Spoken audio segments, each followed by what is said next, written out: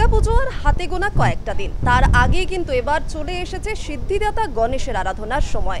এবং ইতিমধ্যে দেখা গিয়েছে খাস কলকাতায় কিন্তু দুর্গাপুজোতে যেমন সমাগম চোখে পড়ে, তেমন এবার সিদ্ধিদাতা গণেশের আরাধনাও কিন্তু হচ্ছে বেশ সাড়ম্বরের সঙ্গে।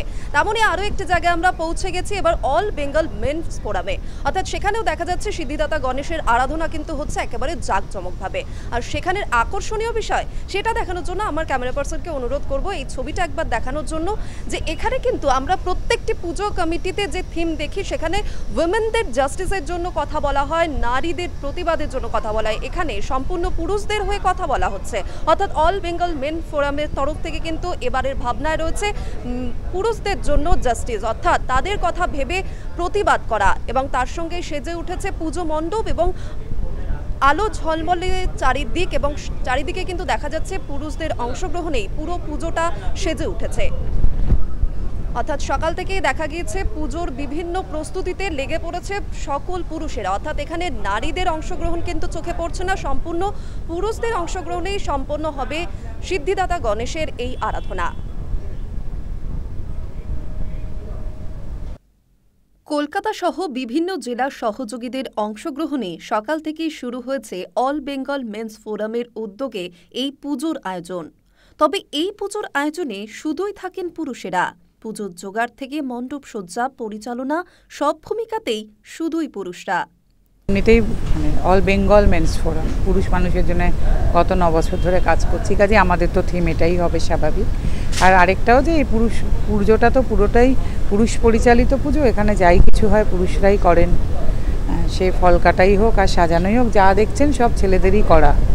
এবং শুধু ভোগটাই রান্না করি আমি, বাকিটা তো সবটাই ছেলেরা করেন।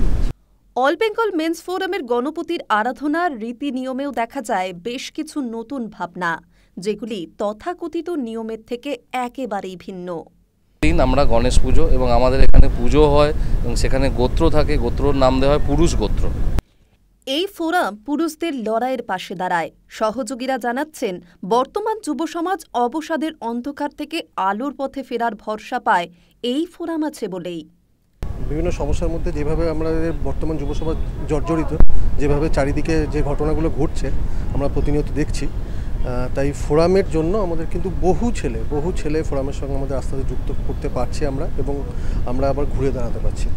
যে কিছু হলো বলেই মানসিক চাপ থেকেই যে আমরা আত্মহত্যার পথ বেছে নেবো এটাই নয়, আমাদেরও একটা লড়াই আছে। আমরাও সৎভাবে সবাই যদি সৎ থাকি, সৎ পথে লড়াই করলে তার জয় আসবে, এবং ফোরাম থেকে বহু জনের সবাই এরকম জয়ী হচ্ছেন, এবং আশা রাখছি আরও বিগত ফোরামের কাছে এলে আমরা ঠিকঠাক ভাবে জয়ী হতে পারব। অন্যদিকে সল্টলেক সেক্টর 5 হকার্স ওয়েলফেয়ার অ্যাসোসিয়েশনের উদ্যোগে এবারের গণেশ চতুর্থীর আয়োজন 10ম বর্ষে পদার্পণ করল। এলাকার সমস্ত হকারদের উদ্যোগেই অনুষ্ঠিত হয় এই পুজো। রক্তদান শিবির, বস্ত্র বিতরণ থেকে ভোগ বিতরণ, সমস্ত কর্মসূচি চলে এই গণেশ পুজোকে কেন্দ্র করে।